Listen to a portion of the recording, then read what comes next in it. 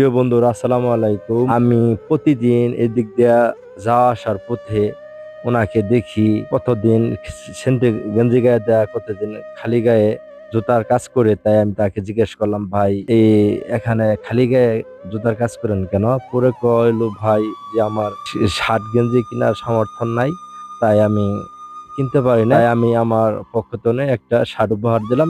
প্রিয় দর্শক, সবাই পাশে থাকেন। আসসালামু আলাইকুম।